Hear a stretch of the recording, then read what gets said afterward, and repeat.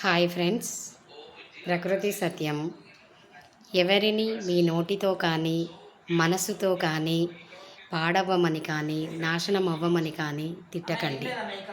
బుద్ధి బాగుపడాలి, బాగుండాలి అని కోరుకోండి. ఒకడు బాగుపడితే వాడి వలన 10 మందికి ఉపయోగం జరుగుతుంది. అంతేకాకుండా ఒకరి మేలు కోరుకున్నా మనకు మంచి జరుగుతుంది.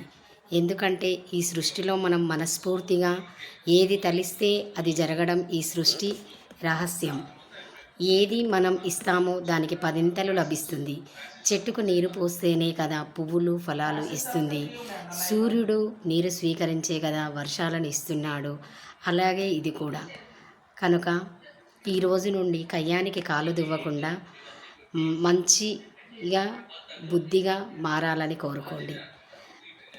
అందుకే కదా భార్యను అపహరించిన రావణుడిని రాముడు క్షమిస్తాడు అని చెప్పి దేవుడయ్యాడు. అది వినని రావణుడు మృత్యుడయ్యాడు. యధిష్ఠుడు కూడా మహా పాపాత్ముని క్షమించాడు. చివరకు దుర్యోధనుడు కూడా క్షమిస్తాను 5 ఊళ్ళు ఇవ్వమంటే వినకుండా కాలు దువ్వాడు. చివరకు చచ్చాడు. మేలు కోరుకోవడం మన వంతు.